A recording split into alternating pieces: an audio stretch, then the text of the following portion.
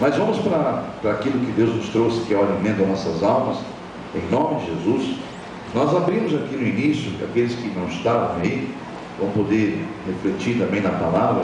Volta lá em 1 Coríntios, no mesmo capítulo que nós estávamos, no último capítulo de 1 Coríntios, que é o capítulo de número... Não é o último capítulo não, é o penúltimo capítulo, tem mais um, no 16. Então o penúltimo capítulo de 1 Coríntios, que é capítulo 15, aí sim, é o último versículo. Então 1 Coríntios 15, que é o penúltimo capítulo do livro da carta do apóstolo Paulo aos Coríntios, e o versículo sim, é o último versículo.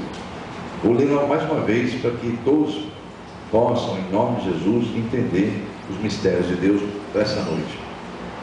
Portanto, meus amados irmãos, sede firmes e inabaláveis, ou constantes, algumas traduções dizem, amém? Todos encontraram? Amém. Sempre abundantes na obra do Senhor, sabendo que o vosso trabalho não é vão no Senhor. Diga amém? Aleluia. Vamos fazer a nossa oração sobre essa mensagem. Senhor, eis aqui mais uma vez esse povo reunido em Tua presença para ouvir a Tua palavra. Pai, eis-me aqui como Teu mensageiro, pregador que o Senhor ungiu para esta noite, em nome de Jesus. Usa meus lábios, a minha mente, Senhor, para a Tua exclusiva glória. Testifica no coração deste povo e no meu próprio coração tudo aquilo que o Senhor preparou como um banquete espiritual para nossas almas, que é a Tua palavra, em nome de Jesus. Amém, amados? Graças a Deus. Não podemos esquecer, temos que nos lembrar que hoje é um culto de libertação. Amém, amém? E isso significa, irmãos em Cristo, que estamos sentados à mesa para receber alimento sólido. Glórias a Deus. Alimento sólido é aquele que nos sustenta, nos coloca em pé para estarmos firmes na rocha, que é Jesus Cristo, para que os ventos venham, a onda do mar venha, mas não derrube a casa, pois aquele que constrói a sua casa firmado nesta rocha, que é Jesus Cristo, a palavra, a sua casa vai sofrer como todas as casas aqui da terra sofrem, às vezes a consequência do tempo, do mau tempo, mas se ela está firmada na rocha, o alicerce é a palavra de Deus, esta casa não cai. Porém, aquele que faz a casa construída constrói na areia, sem alicerces profundos, ele fez na areia, meu Deus, qualquer ventinho, qualquer mar que bate ali, derruba, e aquela casa entra em ruína, ela cai. Então é isso que acontece no mundo espiritual, quando você é apenas um religioso, e não está firmado, e não conhece as Escrituras Sagradas. Eu me admiro, amados, às vezes eu faço visitas, às vezes não, constantemente, faço visitas, e me surpreendo ver um tanto de pessoas que se autodenominam cristãos, e estão buscando Cristo, mas que não conhecem a Cristo pela palavra, ou conhecem de ouvir falar, mas não sabem, não tiveram experiências, não sabem o que Deus representa na sua palavra através de Jesus. Então, amados, eu fico assim, cada vez mais feliz ao saber que Deus nos deu o ministério da palavra do conhecimento. Muitos estão atrás de muitas outras coisas, mas aquele que quer alimento sólido sabe onde encontrar, e é aqui, na palavra de Deus. Amém, igreja? Para a glória de Deus. Então, hoje é um culto em que o alimento é sólido, a palavra é forte. Nem todos gostam, não é raro você encontrar pessoas que fazem bico na mesa para comer. Eu conheço algumas que gostam de comer lanche, gostam de comer guloseimas, mas quando vê um prato de comida faz uma cara assim torta. Eu conheço algumas pessoas da minha própria família. Então não é nada de extraordinário você encontrar pessoas também no plano espiritual que não gostam de um culto de libertação. Mas uma coisa comparada, fazendo uma parábola entre as guloseimas, e os cultos só de júbilo, ou os cultos onde só são pregados coisas que agradam a carne, tipo prosperidade, sobre amores, sentimental, áreas assim que a carne se deleita. Então essas reuniões são agradáveis, mas quando se fala que a comida é forte, Então as pessoas, muitos deles não querem. Então, só tem uma coisa: as pessoas que se alimentam de guloseimas, lanches, que raramente sentam e comem um prato de comida, isso quer seja criança ou adulto, eu conheço adultos que fazem isso. Essas pessoas têm que ser alertadas, porque elas estão vivendo debaixo de um risco muito grande, porque aquele alimento apenas enche a pessoa, ele engorda, enche, ele dá uma impressão de saciar, mas não nutre. Amém ou não? Amém? Isso não sou eu que estou dizendo, eu não tenho essa autoridade, porque eu não sou cientista, não sou conhecedor profundo, não sou nutricionista, né? Mas isso é o que a própria ciência, através da nutricionismo, né? Ele ensinou a gente que o alimento, todo mundo tem que comer de tudo, o seu corpo precisa de tudo, e que essas coisas geralmente elas não fazem bem ao corpo, essas guloseimas, essas coisas feitas ali na chapa, ali, esses costumes que as pessoas têm. Mas enfim, não vamos entrar nesse mérito. Vamos entrar sim, comparando com a vida espiritual, porque essas pessoas precisam ser alertadas. Se for o filho de alguém que aqui está, alerte seu filho e faça-o sentar à mesa e comer.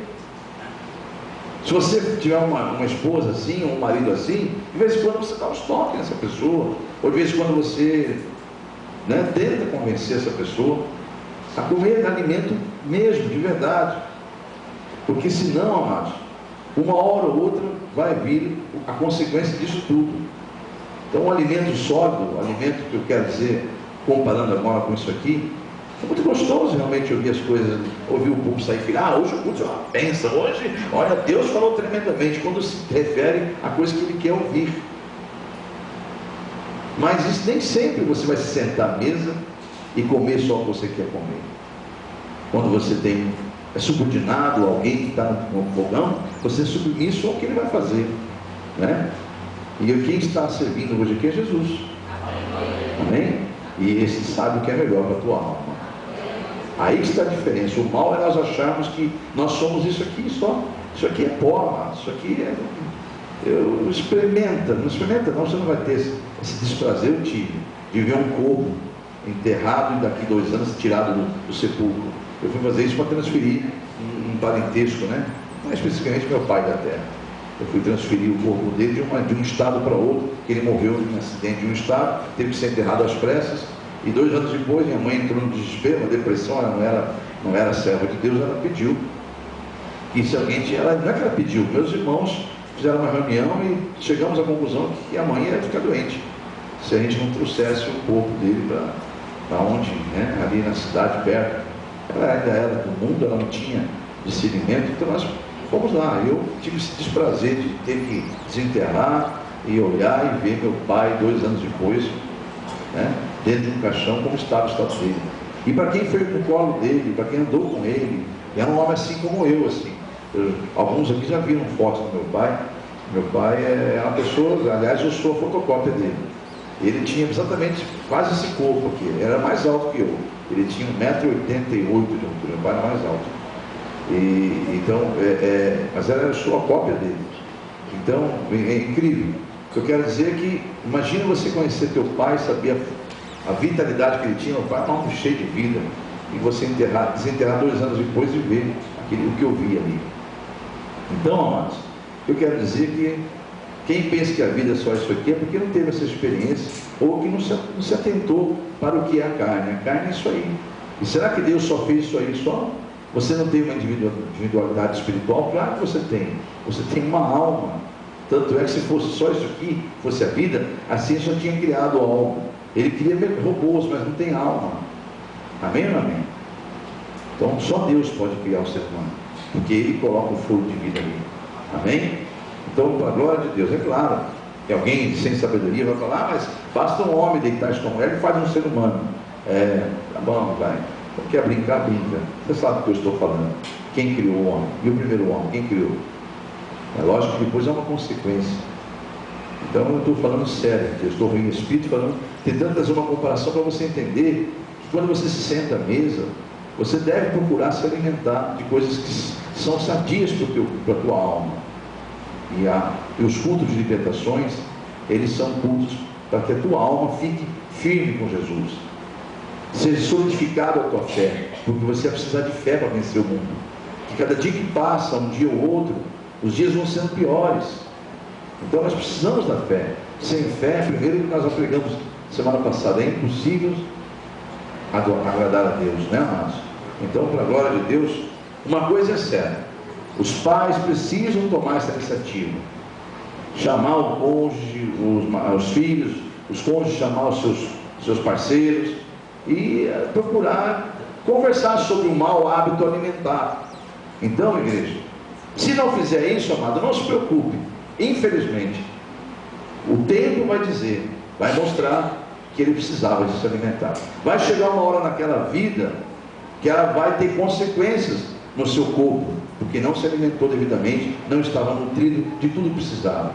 E aí, para se quiser continuar vivendo, vai ter que fazer tratamentos caros, simples não pegar uma doença que é sem cura.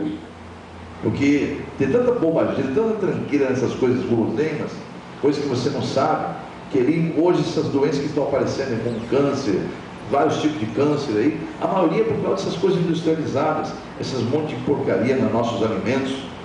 Então, no nome de Jesus, imagine essas guloseimas, essas coisas que existem, né?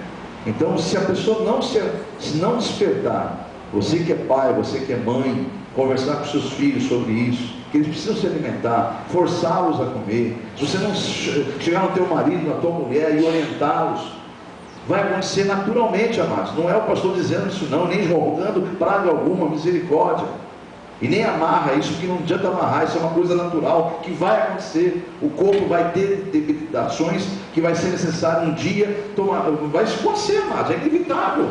Você vai chegar, vai sair dos 30, vai sair dos 15, vai sair dos 30, dos 40, dos 50, vai chegar uma hora que o teu corpo vai reivindicar as coisas que estão faltando. E aí, se você levar isso traçar um paralelo é com a tua vida espiritual. Amém ou não amém? Você precisa desse alimento aqui, ó. Não adianta, eu louvo a Deus que você está aqui, amado. Louvo a Deus. Eu até falei, Senhor, dá vontade de levar essa pregação para domingo, que lá tem um monte de gente que só vem para, né, só bota o dedinho para cima. Tem um monte de gente que só vem para isso, para cantar. Não estou aqui colocando todos que estão aqui nesse pé, porque há muitos que não podem por causa do seu trabalho, estão trabalhando, né, mas só tem um domingo para isso. Tem outros que estudam, então a gente entende isso aí. Mas existe também nesse bolo todo muitos que podiam estar aqui e não estão. Amém ou amém? Você sabe disso. E é esses que eu me refiro. Mas por que o Senhor disse na sexta-feira? Não fui eu que quis dizer isso. Deus mandou trazer hoje, então é para reforçar a sua fé. Para quem sabe na próximas cultos de libertação, o inimigo não roube de você o direito de se sentar à mesa com o Senhor e comer comida sólida. Amém, igreja? Então, para a glória de Deus, vamos ver que, comparando com o plano espiritual, Deus nos dá um conselho a respeito disso. Veja lá, em nome de Jesus, eu falei que os pais deveriam sentar com seus filhos, devem orientá-los na educação alimentar, né? E agora vamos ver o que o nosso Pai fala conosco a respeito. Ele está sentado falando conosco agora, sobre a nossa alimentação espiritual. Veja que ele nos aconselha em Provérbios, no capítulo 22. Livro de Provérbios, no capítulo 22. Glórias a Deus. Não perca o foco da mensagem, viu, amados? Tudo é uma questão de introdução. Deus está fazendo a introdução para que você realmente esteja convicto até o final desse culto. Que palavra Deus trouxe, que alimento Ele veio trazer para a sua alma essa noite. Então, Provérbios 22, versículo 6, a respeito da criança. Olha o que Ele nos fala hoje, amado. Instrui o menino, ou instrui a criança, no caminho em que deve andar, até quando envelhecer, não se desviará dele. Algumas vão dizer, ensina a criança o caminho que deve andar, porque ela vai ficar um dia mais velha e não vai se esquecer. Amém ou amém? É por aí, né? Então existem várias traduções, mas aqui é a tradução mais conhecida, mais fiel ao original, é esta aqui. Então, para a glória de Deus, veja o que Deus está nos ensinando essa noite. Deus, nessa passagem, está chamando a atenção dos pais para instruir seus filhos quanto à palavra, ou no mínimo faça-os vir à igreja, e não os poupe de serem exortados pela palavra.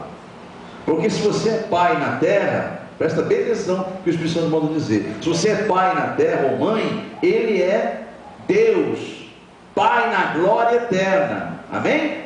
Nós temos uma responsabilidade provisória enquanto há o fôlego no teu filho ou na tua filha.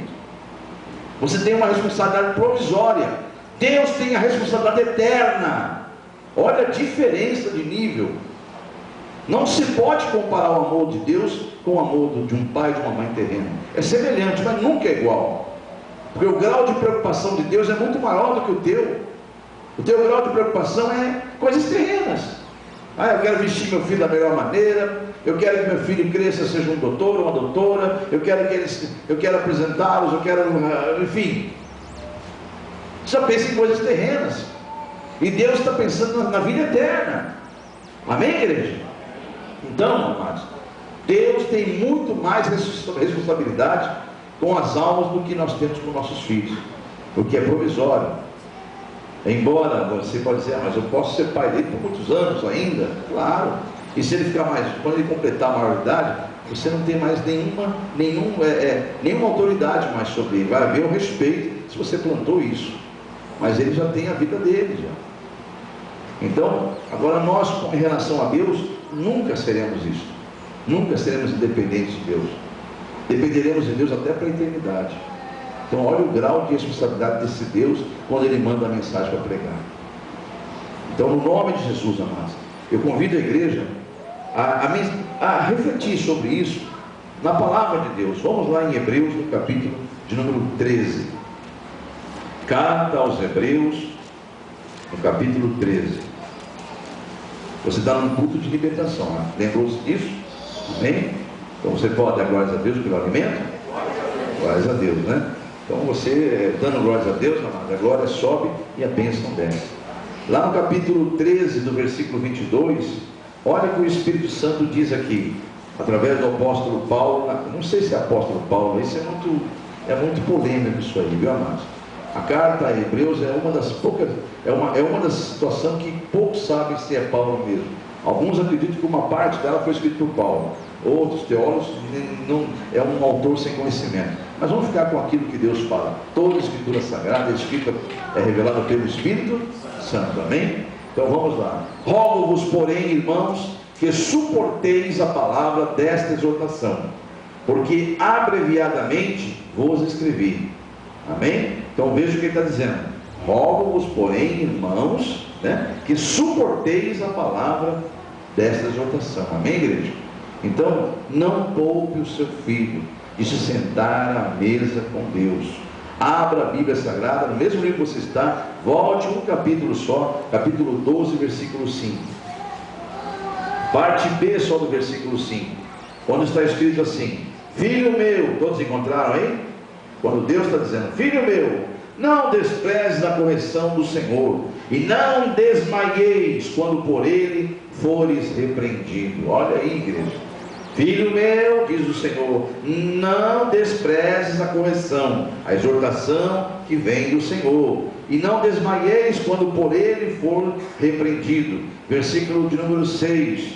Porque o Senhor corrige o que ama, e açoita a qualquer que recebe por filho. Olha aí, amados, ó, palmadinhas. Ai, está doendo, pai, não tem problema não, fique em paz. Isso é para você aprender. Às vezes quando Deus dá uns palmadinhas, dá uns açoites.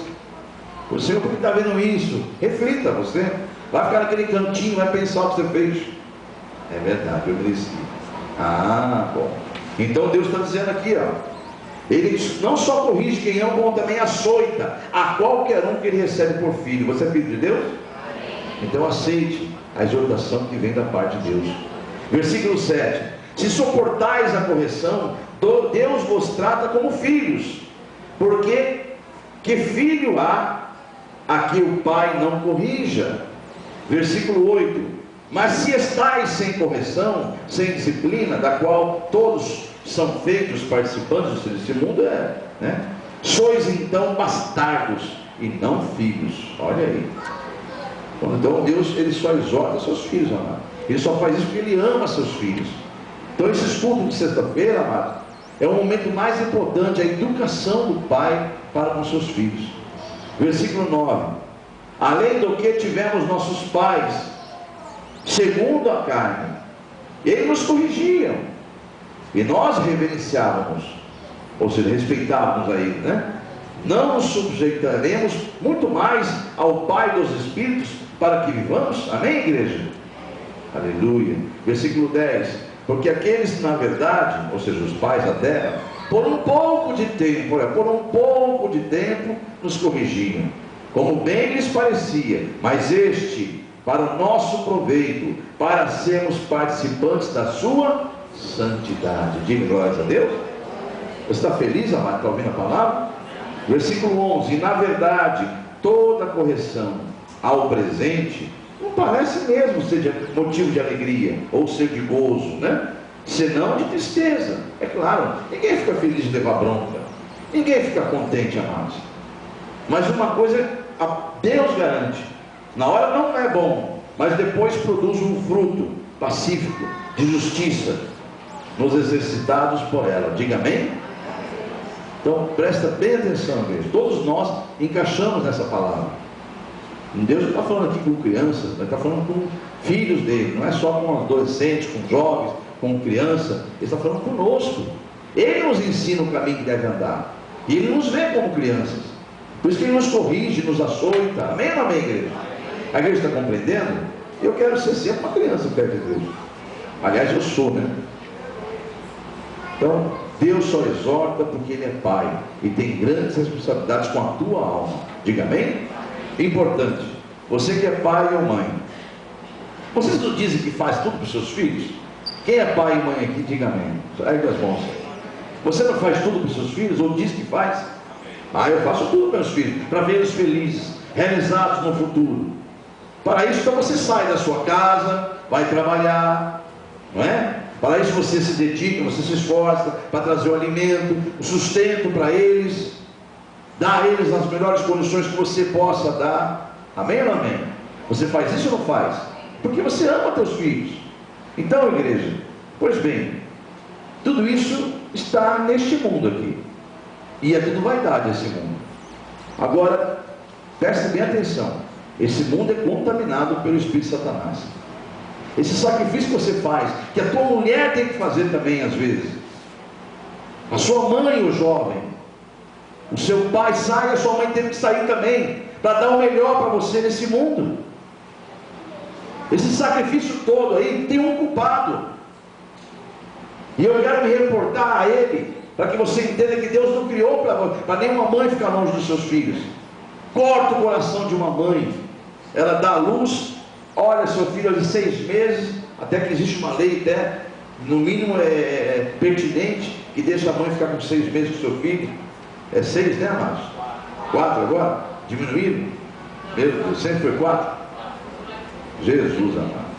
Então, mas não importa, a diferença é pequena. Você que já foi mãe, você vê aquela vida que você passou a mão, acariciou ali na barriguinha sua, depois gerou ela, pegou ela no colo, amamentou ela. Vai doer muito se tem que largar em casa, ou numa creche, ou algum lugar, vai trabalhar. Mas não faça isso, que a tua vida vai arruinar, a tua mãe larga de você, deixa você criar ela sozinha. Porque é isso que acontece com mundanos. Então as mulheres hoje se veem obrigadas a ir trabalhar para poder dar o melhor para os seus filhos. Amém? A gente fala bobagem aqui, irmãos? Não é, amados. Deus não criou isso, amados. Não criou nem o homem para isso. O homem também não era para precisar fazer isso aí. Agora há um culpado disso aí. É isso que você tem que começar a entender. E é contra ele que você deve se revoltar. E é ele que age na sua vida, age neste mundo. E a prova bíblica de que não era para ser assim está em Gênesis 3, na queda do homem. Vamos juntos lá? A igreja está começando a entender? Gênesis 3. Quando houve a queda do homem pelo pecado. Vamos ler do versículo 17 a seguir. Todos chegamos juntos aí? Esse é o momento que o homem cai. Eu não vou ler toda a queda do homem. Você sabe como é que o homem caiu. Eu vou ver as consequências disso agora em relação a Adão. Já chegamos no Adão aqui agora. Então vamos ao versículo 17. E a Adão Deus disse. Todos chegaram aí? Porquanto destes ouvido a voz de tua mulher, e comeste da árvore de que ordenei, dizendo: não comerás dela, maldita é a terra agora por causa de ti. Olha só, hein? Com dor comerás dela todos os dias da tua vida, espinhos e cardos também te produzirá, e comerás erva do campo. Versículo 19: no suor do teu rosto comerás do teu pão. Ou seja, é do próprio trabalho. Não era para ser assim, não era assim até então, mas agora será. Do suor do teu rosto você vai ter que trabalhar para ter o pão agora, até que tornes a terra, até você morrer, porque dela fostes formado, porquanto és pó, e ao pó tornarás. Olha aí, amados, não era assim, Deus não criou para isso. Então houve alguém que enganou o ser humano, ou seja, o diabo alterou os planos de Deus para com os homens. A igreja compreendeu? O diabo alterou os planos de Deus. Deus andava com o homem, amado, na viração do dia, todo dia, tinha um horário marcado. Deus fazia questão na viração do dia de passear com Adão no paraíso, e ali conversava com Adão. Estude a Bíblia e você vai ver isso em Gênesis. Todos os dias, na viração do dia, Deus andava com Adão no jardim do Éden. Deus não criou o homem. E Adão, você quer comer o quê? Está lá. Adão, tudo aqui é teu, isso aqui eu criei para você. Então não vamos entrar nesse mérito do que Adão fez. Eu quero dizer a consequência disso, para que as consequências do que hoje você fizer não venham acontecer amanhã na tua vida, ou na vida dos teus filhos. Está compreendendo agora, igreja? Por que é um culto de libertação? Então entenda, em nome de Jesus, o inimigo alterou os planos de Deus para com os homens, e ali houve então separação do homem com Deus. Aí então, por não mais conviver com Deus, não conversar com Ele, com Deus diariamente, o mundo virou isso que você está vendo aí, ó. É isso que você está vendo aí, o mundo virou isso aí, porque Deus se retirou da presença do homem. Deus se afastou do homem e colocou uma barreira entre eles, entre Deus e os homens. O pecado ficou uma barreira. Então é necessário aceitar, reconhecer Jesus como aquele que veio pagar o preço da desobediência. Ele veio pagar porque a única forma de nós pagarmos isso era a morte eterna, e não pagaria. A morte eterna seria o pagamento do pecado. Mas Deus falou: eu quero mudar essa história. Não é justo. O inimigo enganou a minha criação. Então, filho, eu vou te enviar ao mundo e vou te dar numa cruz para você morrer a morte deles. A pior morte você vai morrer lá, na carne. Você vai sentir coisas que eu não queria jamais que você sentisse. Imagina a dor desse pai. Ou você que é pai aí, ó, você fica dodói por uma coisinha boa do teu filho, da tua filha. Agora imagine Deus entregar o filho dele para um bando de rebeldes, que é o ser humano. Amém ou não amém? Estou falando uma bobagem? Mas Deus amou ao mundo de tal maneira que deu o seu filho. Então, igreja, para que todo aquele que crê não pereça, mas recupere a vida eterna, ganhe de graça a vida eterna por causa de Jesus. Olha aí, amados. Porque Deus sabe que você nasceu já no meio do pecado, com esse monte de coisa errada. Então Deus quer resgatar você, tirar você do pecado e colocar você das trevas, da escuridão, onde você não vê nem o próprio nariz, mas você no espiritual. As pessoas pensam que enxergam, mas é cego espiritual, não vê nem o próprio nariz. O pior cego é aquele que não vê o mundo espiritual, porque o que não vê o mundo físico não tem problema. O pó vai voltar para o pó, aqueles que enxergam, a mesma coisa. Mas uma coisa agora não precisa desses olhos terrenos não. Amém, igreja? Então, para a glória de Deus, amados, o inimigo alterou os planos de Deus, fazendo o que ele fez. Enganou o homem a tal ponto de tirar a convivência do homem com Deus. E o mundo virou o que você viu aí. Mas na verdade, esse plano do inimigo está até hoje. Ele quer continuar separando o homem de Deus, principalmente os que estão buscando a Deus. O plano dele é o mesmo. Ele continua tentando separar o homem de Deus. Porque se o homem andar com Deus, amados, ele sabe que ele vai ser derrotado, porque o Espírito de Deus vai habitar naquele homem. Então ele não quer que o homem ande com Deus. Ou você acha que Deus fez o homem a sua imagem e semelhança para ser essa coisa horrível que a gente vê aí, ó? Essa corrupção toda, essa violência, essa falta de amor, essa criminalidade a níveis insustentáveis. É óbvio que eu vou insistir. Tem pessoas que parecem que vivem em outro mundo, não sente isso, porque às vezes a sua condição financeira não deixa você ver isso, mas já começou a afetar até as classes altas. A violência no mundo está ficando de uma tal forma que começou a afetar toda a classe social. Então esse mundo não está mais distante das pessoas, não, está muito perto. Tem pessoas que morrem até sem saber por quê, numa bala perdida, nos grandes centros. E Londrina, infelizmente, está ficando parecido já, né? Mas não vai ficar, porque Deus vai fazer uma obra nessa cidade e nesse país, em nome de Jesus. Eu vejo que nós estamos orando. Então, amados, o homem distante de Deus fica uma presa fácil para o inimigo, uma presa facílima. Agora, por isso que Jesus, através do apóstolo Pedro, está escrito na palavra de Deus, abre em 1 Pedro, no capítulo 5. Se você acha que eu estou falando demais, que isso é fantasia de religioso, abra a Bíblia Sagrada. Agora, se você não acredita na Bíblia, meu amado, o que você está fazendo aqui? Dizer que é cristão não acredita na Bíblia? Amém, igreja? Você acredita na Bíblia? Você acha que a Bíblia é um manual de vida eterno? Você tem essa convicção? Então respeite a ela. 1 Pedro, porque a Bíblia é a palavra de Deus, é Deus falando com os homens.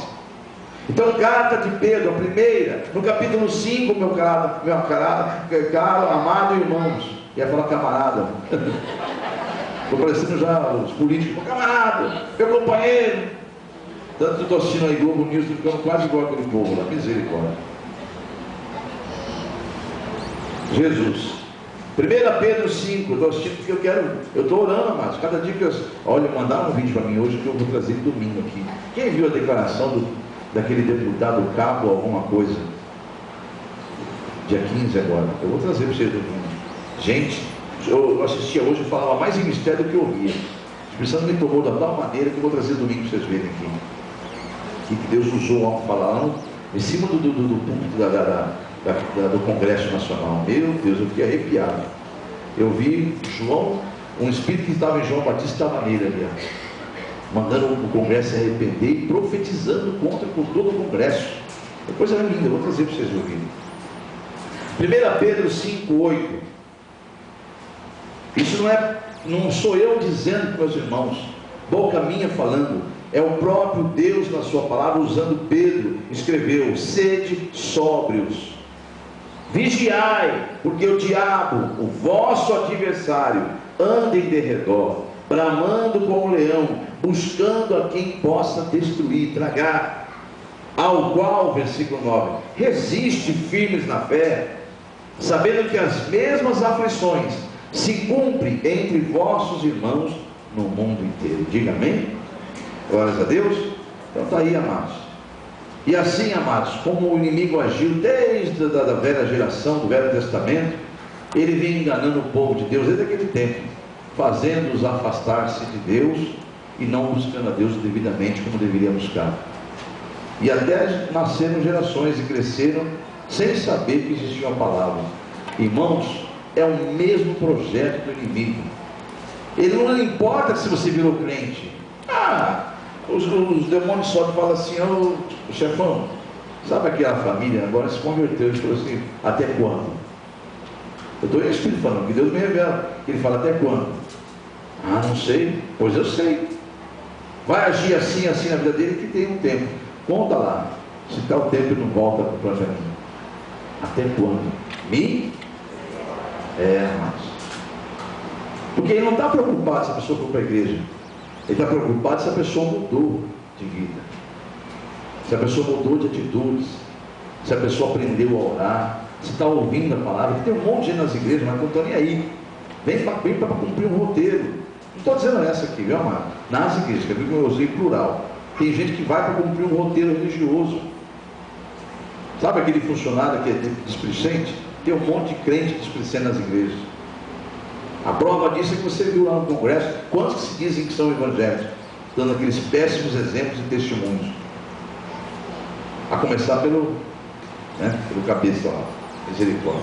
Mas vamos entrar nesse mérito, não. Eu queria que você entendesse que desde o Velho Testamento, então quando o inimigo faz essa gracinha aí na mente, joga a sua setinha lá: olha, meu filho vai ficar em casa hoje. Pode ser, pai, mãe, eu não quero ir para a igreja hoje não. Não tem problema não, filho, hoje é culto de libertação mesmo. Domingo você vai, tá? Aí no caminho a pessoa fica assim, ele é muito novinho, ainda ela é muito novinha para ouvir isso, para ouvir essas coisas, não vai entender mesmo. Se você um dia, com autoridade de pai e de mãe, esse filho novinho, essa filha novinha sua aí, pega o celular deles, pega a senha dele, entra no Facebook dele, entra em todas as... Mas pega com autoridade de pai. Mas duro que eu não sei se tem autoridade esses pais de hoje. Entre e veja o que está acontecendo. Aí você vai ver se é filhinho ou filhinha, coitadinho, você deixa em casa. Então, igreja, eu estou em espírito, amado. Eu estou em espírito falando, porque é o mesmo projeto, o mesmo plano, que eu vou ler para vocês agora, pedindo que você vá em 2 Reis. Lá, isso acontecia no Velho Testamento, amado. Ele fez tanto isso no meio do povo de Israel, o diabo fez isso aí. Sabe o que aconteceu? O povo virou religioso. É mais ou menos como um povo que eu conheço que diz que é cristão. Vão lá de cumprir roteiros, dogmas e doutrinas dos homens. Mecanicamente eles estão ali, mas de corpo e alma não estão só de corpo, cumprindo um roteiro. Então, no nome de Jesus, entenda, amados. Se você estudar as escrituras sagradas, você crê que isso aqui é uma escritura sagrada? Senão não sei porque você está dizendo que é cristão, porque o cristianismo crê que isso aqui é a palavra de Deus. Amém? Já passou, você está no século 21. Isso aqui existe muito antes de você, desse século 21, ser século 1. Amém? Milhares e milhares de anos, isso aqui já foi escrito. E é o Novo Testamento, o século 21. Mas o Antigo nem se fala. Então, se você não consegue ter 2100 anos, ou 2016 anos, né? Século 21 a 2000 virada de 2000. Então, você não pode mais chegar a 80, 90, 100, 110, 120, sei lá, anos. Isso aqui existe antes de você ser formado no ventre da tua mãe. E ninguém derrotou isso aqui. Ninguém consegue. Porque isso aqui é poder de Deus. Amém, igreja? Então, creia naquilo que Deus está falando. E olha o que o inimigo fez no Velho Testamento. Olha o capricho que ele teve. Ele induziu tanto ao erro o povo de Israel, se unir com um jugo desigual. Vai brincando, vai levando no oba-oba a vida cristã. Se juntou com um jugo desigual, não deu atenção no que Deus falava, desobedecia. E eles chegaram ao tal ponto de continuar religiosos, mas nem sabiam que existia uma palavra. E é o que está vendo hoje aí, amados. Eu não vou fazer isso aqui, que eu não quero envergonhar ninguém. Mas quando será que dentro da igreja tem uma Bíblia? Misericórdia. Não faça isso, não se apresente não, que eu não quero envergonhar ninguém aqui. Eu quero que você entenda que a Bíblia Sagrada, amados, ela é o livro que te dá manual da tua vida eterna. Então, no nome de Jesus Cristo, entenda que lá no passado, numa geração que Deus chamava de seu povo, o Velho Testamento é Israel, é o povo de Deus, os hebreus, o inimigo trabalhou tanto que, olha, os reis, cada um rei que trocava, um era pior do que o outro, e a nação estava totalmente desvirtuada. Você acredita que eles nem sabiam que existia a palavra de Deus? E é isso que o inimigo quer fazer. Eu faço visita, às vezes, entro numa casa e pergunto: você conhecia essa palavra? Ô louco, meu irmão, quantos anos você é crente? Eu já falo crente, não é evangélico, né? A pessoa fala assim: 20 anos. E você não conhecia essa palavra? Não. Tinha uma pessoa aqui da igreja, membro da igreja, que deu maior trabalho, mas graças a Deus hoje está bem. 20 e tantos, ele falou que quando eu conheci ele já tinha 22 anos de evangelho. Eu era novinho na fé, eu era novo ainda, ele já tinha 22 anos. E não conhecia nem um quinto, um décimo da palavra de Deus. Toda vez que eu fazia visita em sua casa, eu falava: mas você está fazendo isso porque você... E a palavra de Deus? A palavra de Deus você... Aí eu falava, ele falava: está na palavra isso aí? Mas é claro que está. Então não é raro você ver crentes que não conhecem a palavra. E lá aconteceu isso no Velho Testamento. Eu vou convidar você a fazer uma visita lá e ver em 2 Reis, no capítulo número 22. Vai no capítulo 22 de 2 Reis. Você vai se surpreender. Talvez alguns aqui já viram mensagem semelhante a essa. Não vai se surpreender, mas alguns aqui vão se surpreender. Saiba que este rei, o qual eu vou dizer aqui, que é o Josias, não esse nosso, é o rei Josias. O pai dele era só pela misericórdia, que não é o Arthur também, né, Arthur?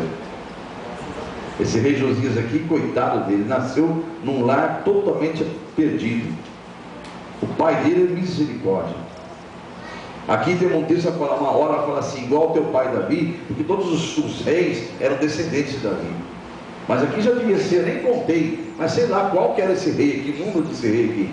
Enfim, todos os antecessores a ele eram, olha, só pela graça mesmo. Então Israel nem sabia que tinha escritura sagrada.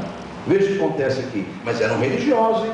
Aqui, esse Josias aqui, se você estudar sobre ele, quando ele ficou órfão, e com 8 anos assumiu o reinado, e glórias a Deus, que Deus colocou um homem ali, que colocou temor no coração dele, ensinava os conceitos de Deus, né? E aqui ele foi crescendo temente a Deus, mesmo sem conhecer Deus, porque ele não tinha lido uma palavra sobre Deus. E aqui já o seu reino durou mais de 30 anos. Eu quero que você chegue no ponto agora em que ele resolve então fazer o seguinte: deu uma vontade de fazer uma reforma no templo de Deus, deu uma reforma. Eu passei, eu vi umas rachaduras e vi uns negocinhos, falei, sabe uma coisa, vem cá, chama lá, aí vamos ver o que aconteceu então. Capítulo 22 e versículo de número 3, todos chegamos juntos aí? Sucedeu, pois, que no ano 18º, ele tinha 8, então ele estava com 8 mais 18, 26 anos ele estava. Sucedeu que no ano 18º do rei Josias, o rei mandou o escrivão Safã, filho de Azarias, filho de Mesulão, à casa do Senhor, dizendo: sobe a Hilquias, que é o sumo sacerdote, para que tome o dinheiro que trouxe à casa do Senhor, o qual os guardas do umbral da porta juntaram do povo. Todos chegaram aí juntos? Versículo de número 5. E deem, ou seja, todo o dinheiro, deem na mão dos que têm cargo da obra e estão encarregados da casa do Senhor, para que o deem àqueles que fazem a obra que há na casa do Senhor, para repararem as fendas da casa, as rachaduras, aos carpinteiros, aos edificadores, aos pedreiros, para comprar madeira, pedras lavradas, para repararem a casa. Porém, com eles não se fez conta do dinheiro que lhes entregara nas suas mãos, porquanto procediam com fidelidade. Olha aí, esses aí, mesmo sem conhecer, amado, tem muita gente na igreja hoje que conhece a palavra e não é fiel ao Senhor. Esses aqui não conheciam a palavra, mesmo assim eles eram fiel ao Senhor. Esses guardas, todo o dinheiro que era dado na porta da entrada ali, para o reino, eles guardavam, não era imposto não. Ofertas voluntárias eram dadas ali e os guardas guardavam. Então não se deu de contar o que eles tinham, e nunca houve balanço, porque eles eram homens de extrema confiança, e a Bíblia revela que eles eram fiéis e não conheciam a palavra. Então o maior rigor haverá para aquele que conhece a palavra. Seguindo, então disse o sumo sacerdote Hilquias ao escrivão Safã. Então eu quero que você dê uma pausa aí, do versículo 7 para o versículo 8, que aí então foi fazer a reforma. Pegou todo o dinheiro e foi fazer a reforma. E o responsável era o sumo sacerdote. Olha o que o sumo sacerdote achou. Olha aí, ó, versículo 8. Então disse o sumo sacerdote Hilquias ao escrivão Safã: achei o livro da lei da casa do Senhor. E Hilquias deu o livro a Safã e o leu. Ele achou, amado. Já está empoeirado, né, amado? Ele achou. Então o escrivão Safã veio ao rei e referiu ao rei a resposta. E disse ele: teus servos ajuntaram o dinheiro que se achou na casa e o entregar nas mãos daqueles que têm o cargo da obra, que estão encarregados da casa do Senhor. Também Safã fez saber ao rei, dizendo ao sacerdote Hilquias que me deu um livro. E Safã o leu diante do rei. Sucedeu, pois, que ouvindo o rei as palavras do livro, rasgou as suas vestes.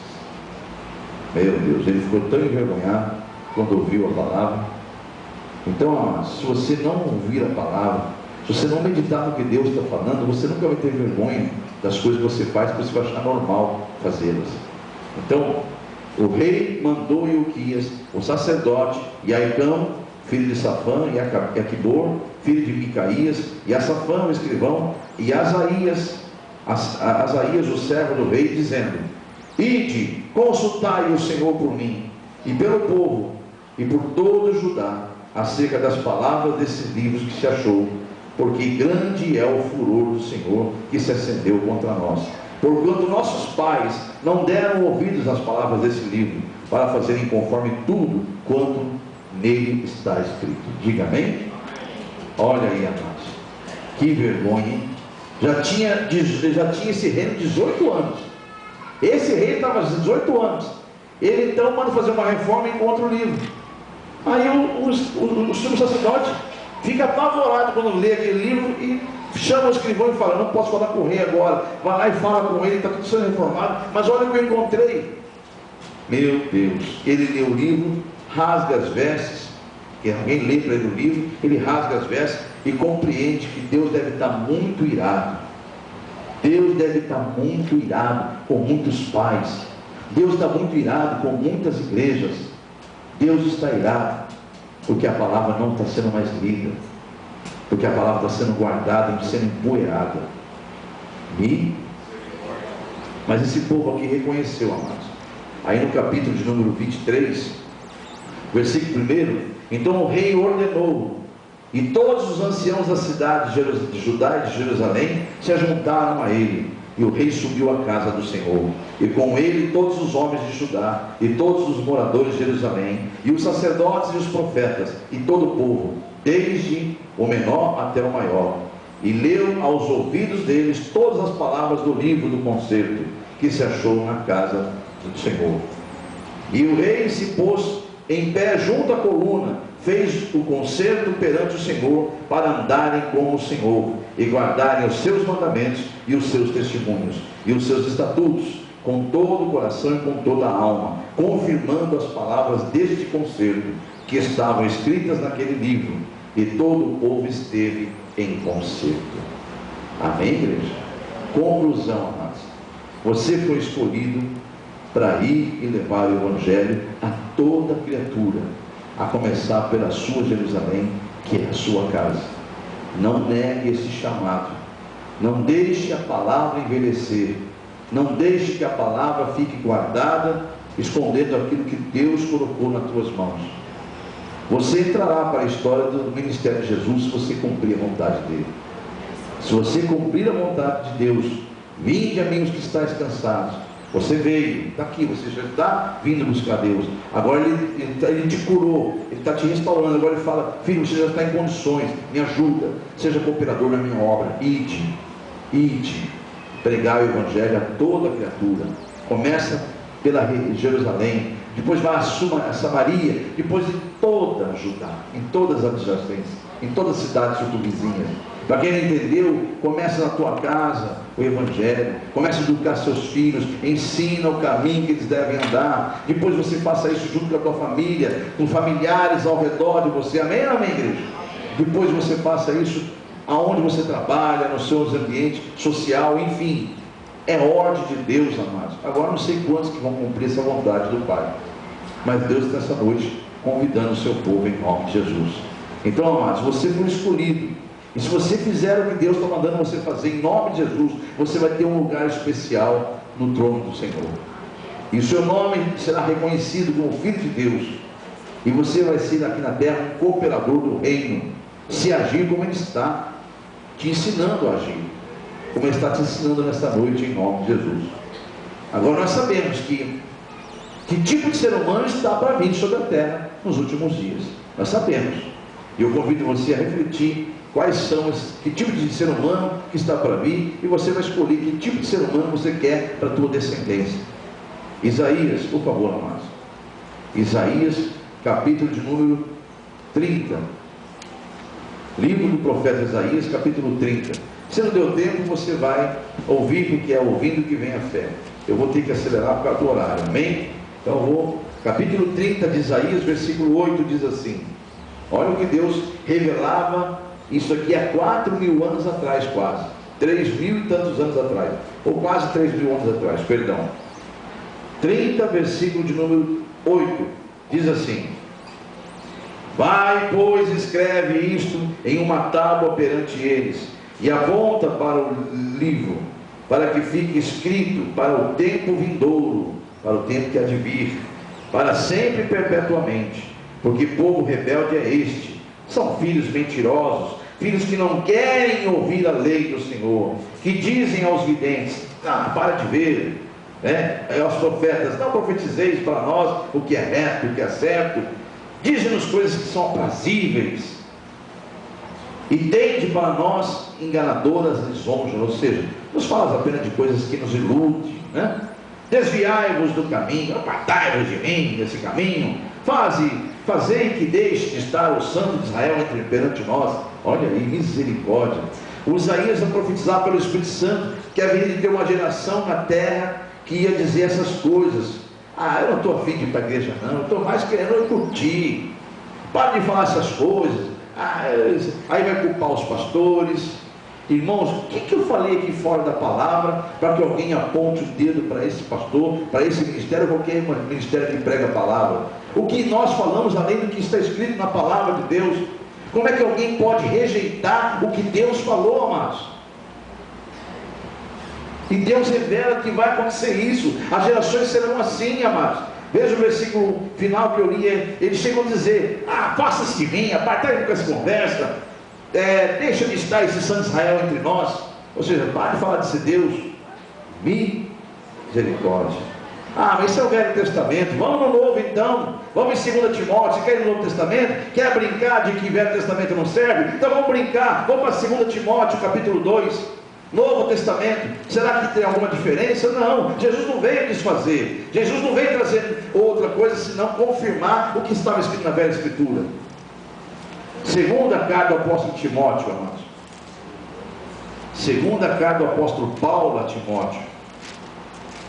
Aleluia, Jesus. Meu Deus. Quando eu vejo o horário, me desespera. Senhor da glória. Vamos juntos lá no capítulo de número 3. 2 Timóteo 3. Quer ver como vai ser a geração dos últimos tempos aí? Vamos ver se o profeta Isaías tinha razão. O apóstolo Paulo, cheio do Espírito de Deus, diz no versículo 3 de 2 Timóteo, capítulo 3, versículo 1 de 2 Timóteo: sabe, porém, isto, que nos últimos dias sobrevirão tempos difíceis, trabalhosos, porque haverá homens amantes de si mesmos, avarentos, presunçosos, soberbos, blasfemos, desobedientes aos pais, ingratos e profanos, sem afeto natural, irreconciliáveis, caluniadores, incontinentes, cruéis, sem amor para com os outros, para com os bons, traidores, obstinados, orgulhosos, mais amigos dos prazeres, dos deleites, do que amigos de Deus. Misericórdia. Quer ver agora Jesus falando? Isso foi o apóstolo Paulo. Vamos ver que Jesus falou, Mateus 11, sobre essa geração que vai vir aí, Mateus 11, versículo 23, a parte B. Se não deu tempo, escute, por favor, amados. Olha o que Jesus fala, hein? Capítulo 11, versículo 23, a parte B. Porque se em Sodoma, quem já ouviu falar em Sodoma na Bíblia, diga amém? Era uma cidade terrível que foi consumida pelo fogo. Deus mandou fogo do céu de tanta prostituição, tanta coisa horrível. Tanto é que algumas coisas são chamadas de sodomia que hoje, nos dias de hoje, né? Então, olha só que Jesus fala: porque se Sodoma se em Sodoma tivesse sido feito os mesmos prodígios que hoje operam entre vocês, teriam eles permanecido até hoje. Porém eu vos digo que haverá menos rigor para os de Sodoma no dia do juízo do que para essa geração. Deus está falando da geração dos últimos dias, que é o que ele foi perguntado. Misericórdia. Sodoma se arrependeria, se converteria, pois aquela geração não se converte. Aquela geração vai querer só fazer oba-oba e não quer saber de ouvir a palavra de Deus. Aliás, não quer nem saber de Deus. Uma coisa é certa, amado: Deus garante que a geração dos verdadeiros adoradores não passará pela grande tribulação. Diga glória a Deus. Deus é homem ou não é? Deus não é homem, né? Ele jamais mentiria, jamais se arrependeria do que ele disse. Ele garante que nós, aqueles que são os adoradores que ele escolheu, não vão passar pela grande tribulação, pois haverá o arrebatamento antes da igreja. Agora essa terra vai ser horrível que vai ficar aqui, amados. Agora, onde você quer que esteja sua descendência? E se você for egoísta, você vai fazer assim com os homens, né?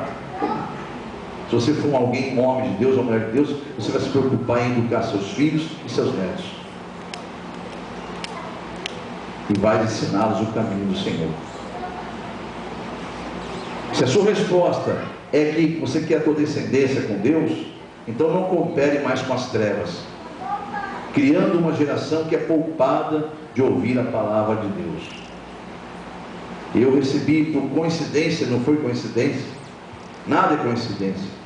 Deus me colocou essa palavra no coração já na segunda-feira. Ele falou: sexta-feira eu quero uma palavra que ensine os pais, todos. Eu falei: amém, Senhor, eis-me aqui. E aí ele foi trabalhando no meu coração. Eu não sabia quais eram os endereços. Hoje ele me deu os endereços e a direção da mensagem. Mas no meio da semana, para confirmar, alguém lá do estado de São Paulo me manda uma mensagem sobre o mentiolate. Mentiolate, né? Que fala, né? Já viram já? Eu passei no WhatsApp para vocês aí. Depois eu vou fazer um resumo rápido aí. Eu sou da geração que ardia. Quem que viu que faz assim? Tem muitos que não viram ainda, então deixa eu contar rapidinho aqui. Eu sou da geração, eu não vou ler tudo lá porque eu fiz um resumo.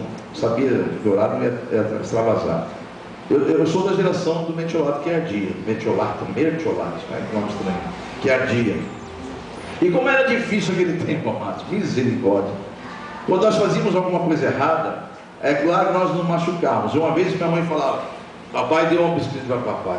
Meu pai, eu não sei meu pai que papai, agora depois de para mim, só no papai de papai. Meu pai deu no aniversário, nós éramos muito pobres, ele deu uma monareta, os mais velhos sabem o que eu estou falando. Primeira bicicleta nossa foi uma monareta, ele falou assim: ó, está aqui, ó. Eu me sacrifiquei o ano inteiro para comprar essa monareta, não vai ter nada no Natal, hein?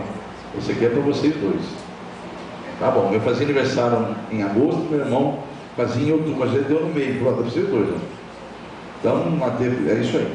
Minha mãe falava: olha, vocês andaram aquela rua sem saída ali de cima.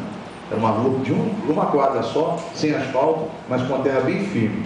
Você vai andar só lá. Ai de vocês, nós morávamos numa rua, que era uma rua perigosíssima, no Tucuruvi, em São Paulo, chamada Rua Borges. É uma rua, se você buscar ela lá, até hoje ela é perigosa, ela passa um fluxo de veículo muito grande. E o tontinho aqui, novinho, pegou a bicicleta, olhou para um lado, olhou para o outro, né? Aquele descidão, né? Eu vi os mais velhos descendo, pedalando, e o tonto que foi descer também. Novinho de tudo. Malemar tinha pedido andar de bicicleta. Ah, mas quando chegou lá embaixo, uma senhorinha entrou na frente. Eu lembro até hoje a velhinha atravessando. Lembro até agora. Vindo um ônibus lá para cá. E eu descendo aquela velocidade que eu lembro que no meu rosto fazia assim.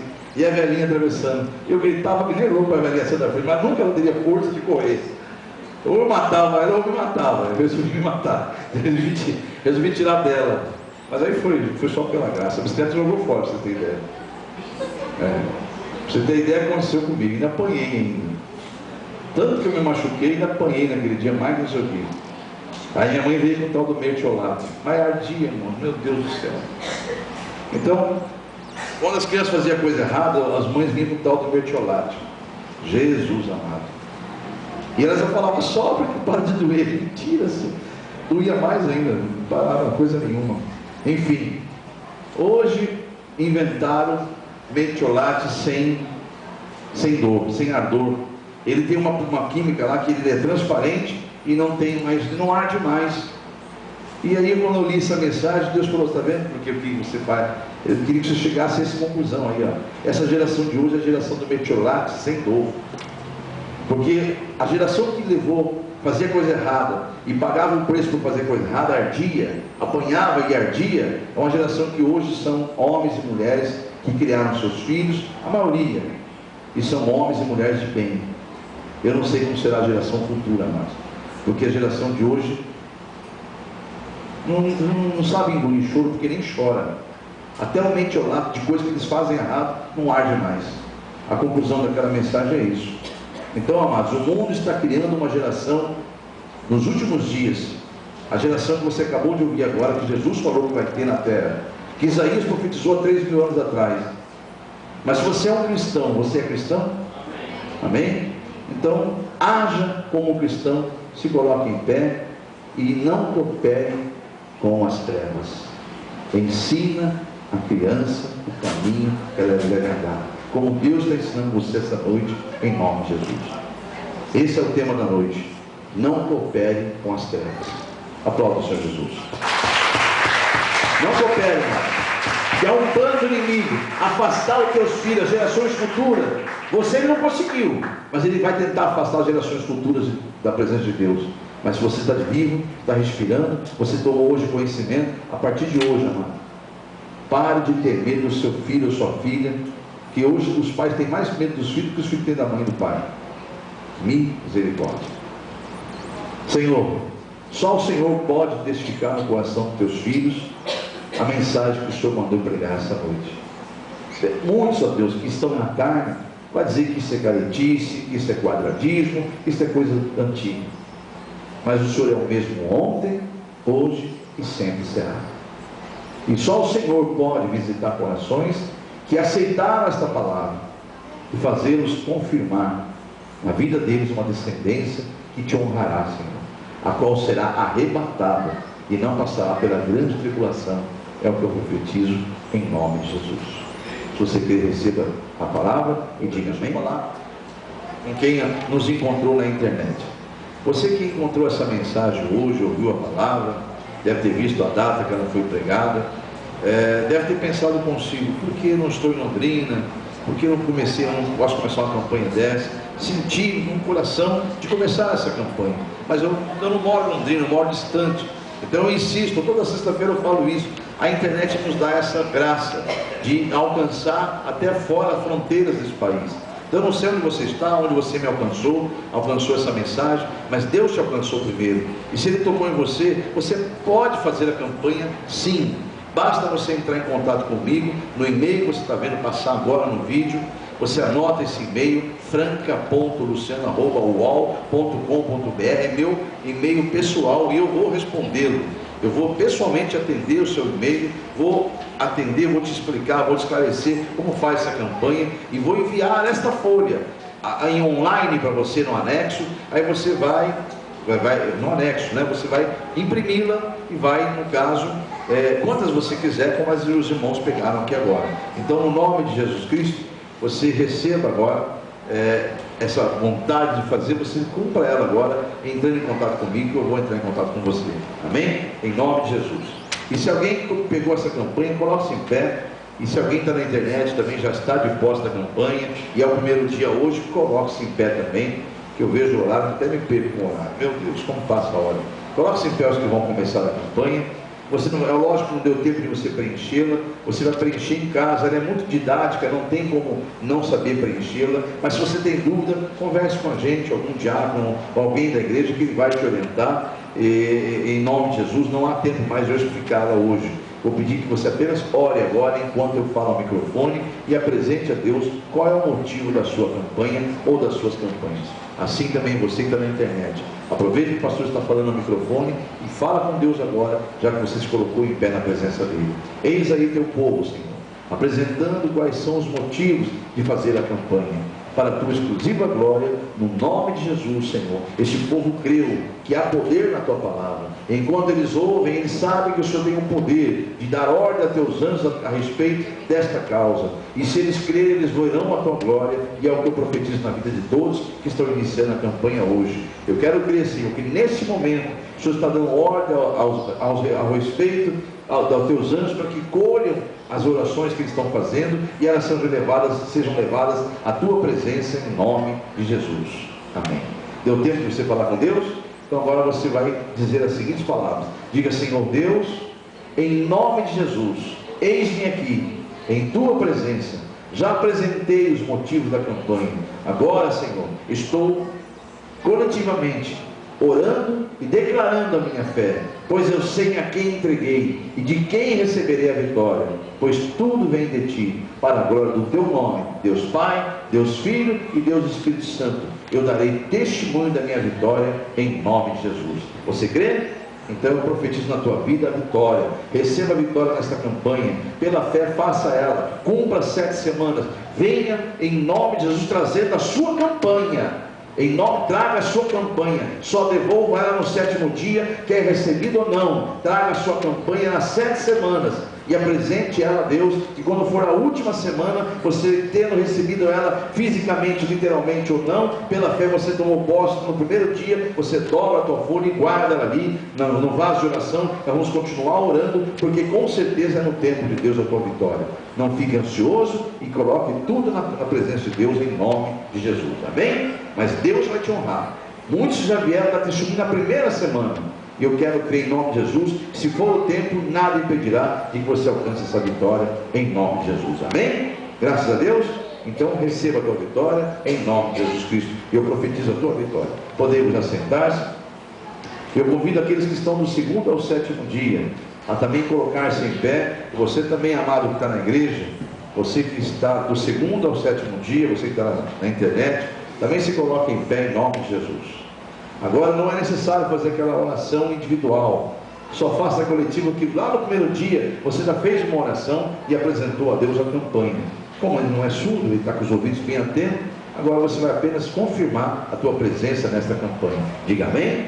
Então ore assim, dizendo: Senhor, em nome de Jesus, eu me coloco em tua presença mais uma vez em oração, agora para te agradecer, declarando publicamente aquilo que eu declarei no primeiro dia da minha campanha, que eu sou sim mais que vencedor, e eu obterei essa vitória, já tomo posse dela e darei testemunho desta glória nesta campanha, em nome de Jesus Cristo, amém? E eu confirmo a tua vitória e declaro que eu verei você dando testemunho para a glória de Deus, e Deus será glorificado através dessa tua causa, porque você creu no nome do Todo-Poderoso, Deus Pai, Deus Filho e Espírito Santo. Amém, Jesus. Amém? Aplauda o Senhor Jesus. Glórias a Deus. Aqueles que terminaram, então, por favor, depois você deposite no vaso de oração a sua campanha. Mas os demais que pegaram, que estão no 2º, 3º, mesmo que tenham recebido, não é hora de depositar. Guarde a sua campanha e apresente ela 7 semanas. Mesmo que você já tenha recebido na primeira semana, continue trazendo ela em agradecimento. Não vai fazer que nem os leprosos, né? Vira as costas. Continua fazendo a campanha em agradecimento a Deus. Só no 7º dia você deposita ela em nome de Jesus.